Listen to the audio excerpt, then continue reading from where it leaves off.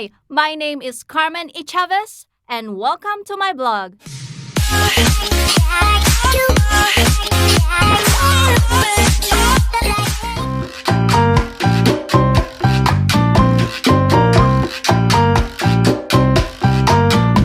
guys, and welcome back to my channel. And today guys, hulaan nyo kung anong lulutuin ko.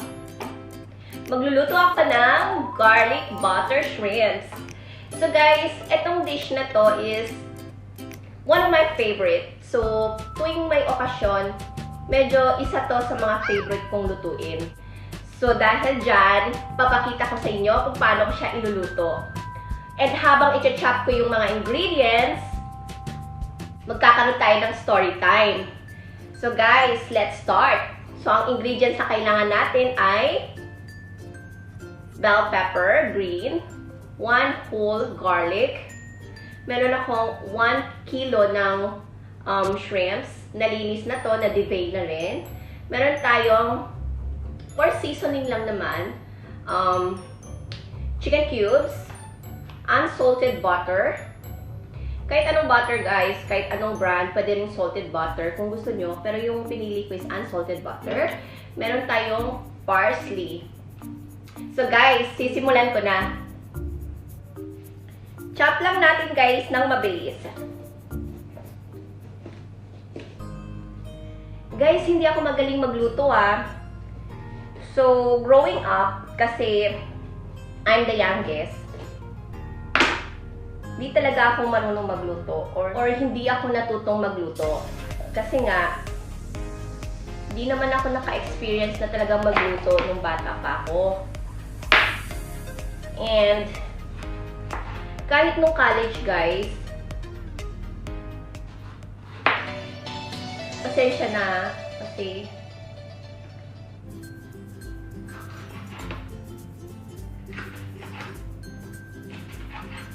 hindi ako expert. Ayan. Kahit nung college guys, most of the time, bumibili lang ako sa karinderya. Or, before, nakatira ako sa ate ko, yung ate ko ang nagluluto. And then, nung nag-boarding house ako guys, more on sa karinderya lang ako bumibili. So, hindi talaga ako natutong magluto.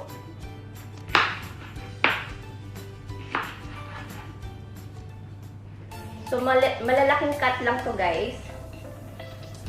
Linisin natin, tanggalin natin yung mga puto-puto.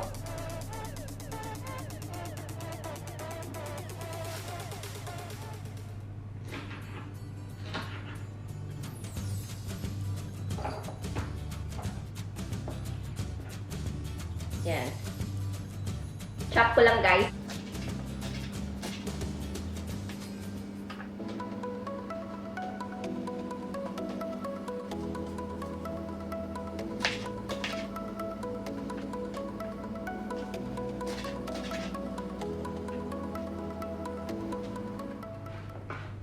So, sa garlic na tayo. Chopping the garlic. Yan. Isa. And nung nag-work ako sa hotel guys, so meron kaming free food. Tapos, pag sa accommodation naman, marami akong kasamang marunong magluto, magagaling. So, sila yung nagluluto most of the time. Lately lang talaga ako natutong magluto guys. Hands-on na ako ngayon. Kasi kailangan. No choice ako guys. Ang struggle ko nung ako na talaga nagluluto guys, yung sa pagpa-fry. And yung pag-chop. Kasi most of the time, ewan ko ba, na-aksidente talaga na-chop ko yung either mayroong akong sugat dito, may slice, or na-cut ko yung nails ko. Tapos, sa pagprito, ito nga, oh, meron akong, ayan, mas malala noon kasi na may mga talsik-talsik. Kaya pag prito, na-avoid kong magluto ng mga simple lang. Ayoko masyadong magluto ng fried fish kasi the struggle is real, guys. Ewan ko, laging dumidikit sa, sa kawali. Tapos, na siya, durug-durug na siya. Kaya, ako magluto ng isda. So, yun. So far, I think, pag palagi mong ginagawa, matututo ka naman. And, may mga YouTube naman. So, matututo ka rin. Pero ako pag nagluto ako, guys, hindi ako more on kailangan exact measurement. No, kung ano lang yung available, and then tansya-tansya lang.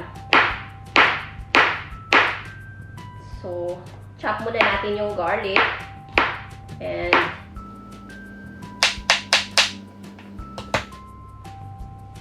so chopping now the parsley. Maliliit lang, guys.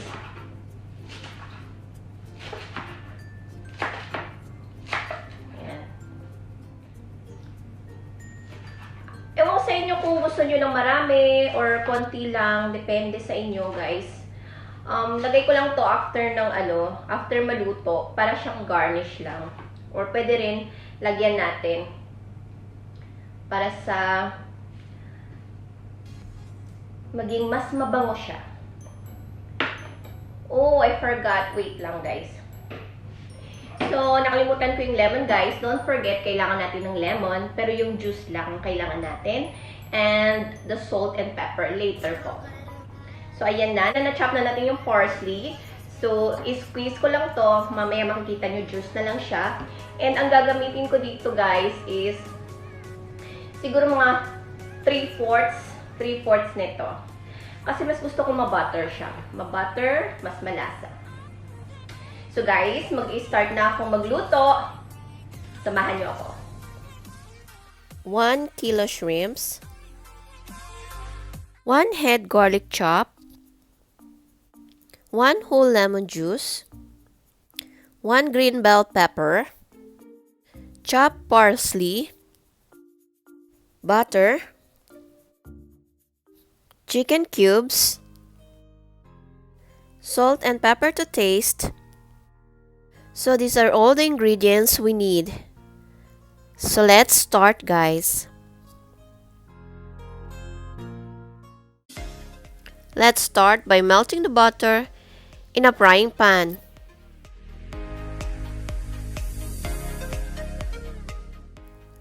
Now slowly melt the butter in a low heat. Continue stirring until it totally melts. Now it's time to put our garlic. Just maintain the low temperature as we don't want the garlic to be burned. Continue stirring until the garlic becomes slightly brown.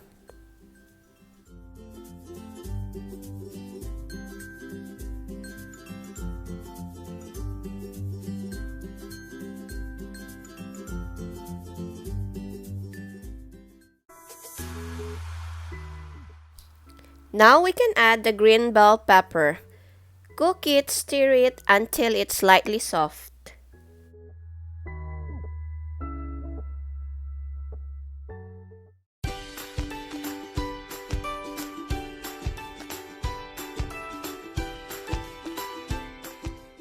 Adding the shrimps.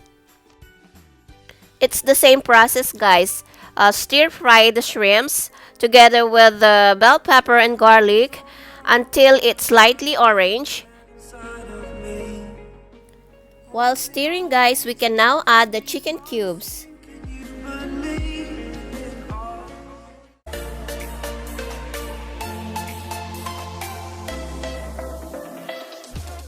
I prefer to add the chicken cubes while stirring the shrimps so it will totally absorb the seasoning, the taste from the chicken broth before the shrimp will be totally cooked.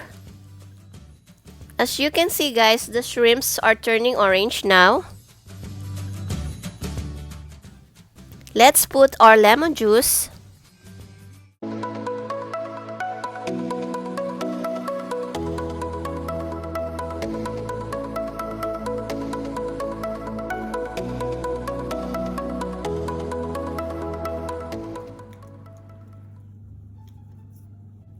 Green makes the dish looks healthier. Parsley. Para sa akin guys, may green yung dish, the better. Kasi, you know, sabi nga nila, ma-cholesterol na to. Tapos, ma-fats pa dahil sa butter. So, kaya ko nilagay siya ng bell pepper. Para meron akong nakikitang green sa aking garlic butter shrimps. So guys, tikman na natin.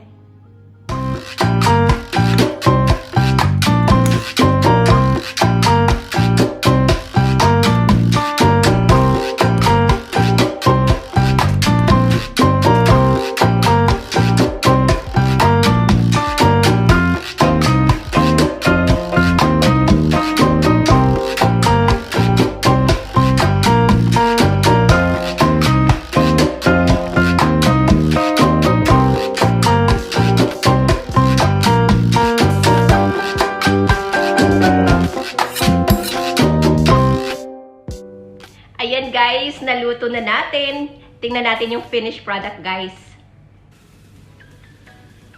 Ayan na guys.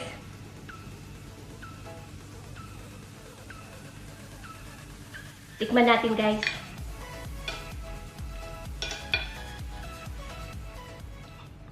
Yung sauce pa lang. Sarap. Sarap siya guys.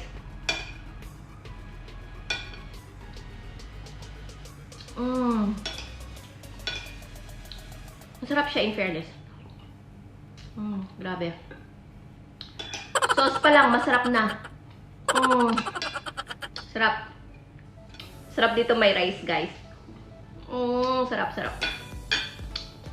So, kakain muna ako, guys, ha. Tikman natin yung hipon. Kagatin ko na kasi mahirap mag-peel.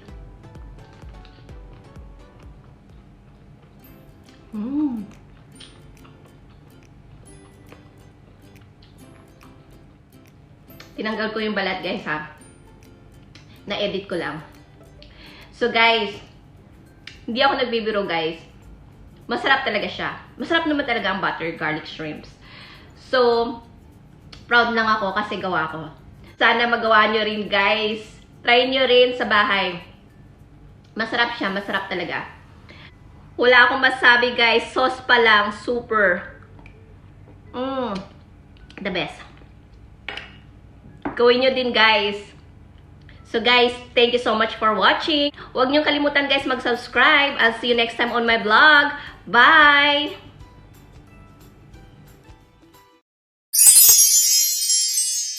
Just like, share, and subscribe.